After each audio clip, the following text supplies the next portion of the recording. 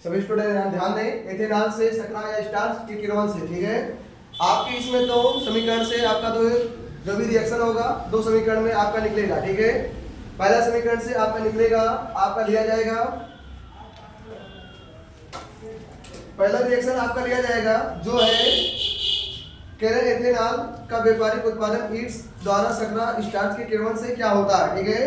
तो पहले स्टेप में आपका कह रहा है कि जब ये C12 H22 वो 11 और किसके उपस्थिति में लिया जाएगा, जल की उपस्थिति में, ठीक है।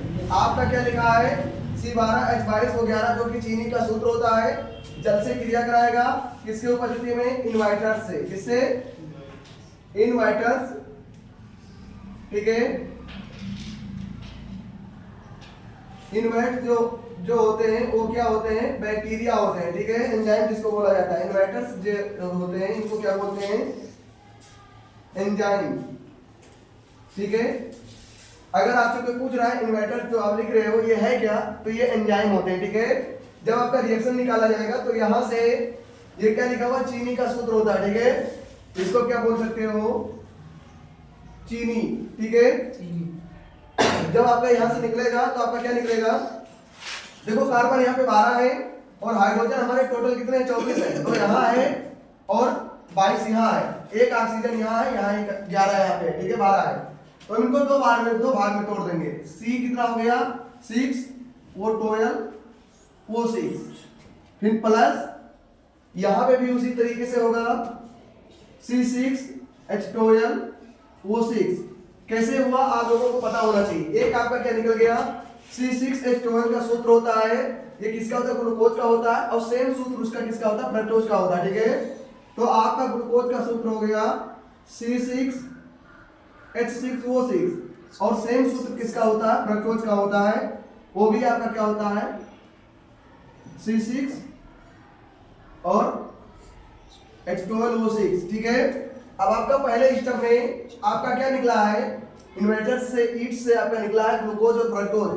अब आपका जो चीज निकला ये दोनों चीज तो हमारे सेम है, अब इनको दूसरे स्टेप में लिया जाएगा जिससे आपका क्या निकलेगा, इथेनॉल निकलेगा। देखिए क्या दूसरे स्टेप में क्या लिया गया है, C6H12O6। अब आपके C6H12O6 दोनों का काम सेम है। अब यहाँ पे किससे दिया जाएगा, अभी किसके उपस्थिति में क्रिया कराया जा रहा था, इन्वर्टर से कराया जा रहा था, अब यहाँ पे जैस मसे से कराया जाएगा। ये भी एक एंजाइम ही होता है, ठीक है। अब इसको किससे लिखोगे, जय मसे से, जय मसे, मसे जिसको बोलोगे, ठीक है, से। ये भी क्या है, ईस्ट। ईस्ट जानते होंगे उसमें पाया जाता है सिरका उरका में, और जो दही होता है जब ज्यादा खट्टा होता है तो उसमें पाया जाता है, ठीक है।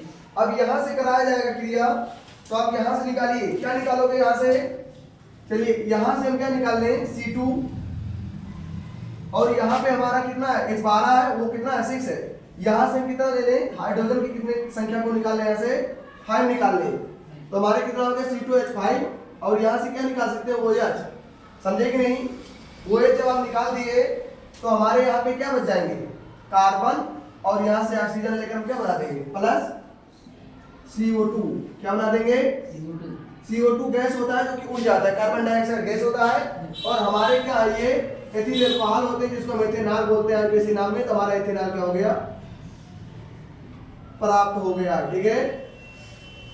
अगर और डीपली जानना चाहते हो तो यहाँ पे और डीपली बता रहे हैं कैसे क्या हो रहा है। कार्बन की संख्या 6 है, हाइड्रोजन की संख्या 12 है, और ऑक्सीजन की संख्या कितना 6। अब यहाँ से देखिए, हम अगर यहाँ से कार्बन 2 को निकाल देंगे तो हमारा कितना बचा, यहाँ से अभी 2 को निकालेंगे तो हमारा कार्बन की संख्या यहाँ 4 बचा हुआ है, ठीक है। यहाँ से अगर हम हाइड्रोजन 5 को निकालें तो यहाँ पे हाइड्रोजन की संख्या हमारी कितना बचा, 7 बचा, ये चीज तो है। यहाँ से अगर हम ऑक्सीजन 1 ले रहे हैं तो हमारा यहाँ कितना बचा, 5 बचा। अब आपको देखना है कि हमारा जो इतना निकालने के बाद इतना निकाले तो हमारे इतने बच गए। अब जब यहाँ से अभी हमारे पास हाइड्रोजन है तो यहाँ से कार्बन की संख्या 4 है, तो कार्बन को एक बार निकाल लिए, इस बार ऑक्सीजन को, तो कार्बन O2 माने CO2 हो गया, कार्बन डाइऑक्साइड आपका निकल गया बाहर। अब इसकी बैलेंसी बराबर करने के लिए हमें देखना है कि कार्बन इधर 6 होना चाहिए, इधर 12 है, इधर 6, इधर हमारे टोटल इतने इधर आने चाहिए, तभी हमारा बैलेंसी बराबर होगा, अन्यथा हमारा गलत है। हमारे कितना है, 2 दूनी 4 और इसके आगे भी 2 लगा दी तो 4।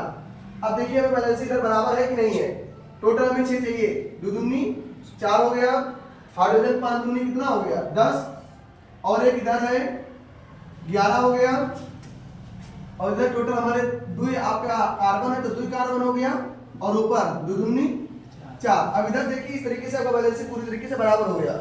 टोटल हमें 12 हाइड्रोजन चाहिए तो 12 है 10 और इधर 2 इधर है, इसके सामने यहाँ 2 रहेगा, ठीक है, क्योंकि आगे जब 2 लगाया तो 2 बढ़ा जाएगा, 10 2 12 हो गया। कार्बन की संख्या में कितना चाहिए, 6 चाहिए, 4 यहाँ है 2 यहाँ है, 4 2 6 और ऑक्सीजन की संख्या में कितना चाहिए, ये भी 6 चाहिए, तो इधर इसके आगे 2 लगा हुआ है, 2 दूनी 4, ये मल्टीप्लाई किया 4 और 2 यहाँ से ले लीजिए 6, ठीक है, बैलेंस आपका क्या हो गया, बराबर हो गया।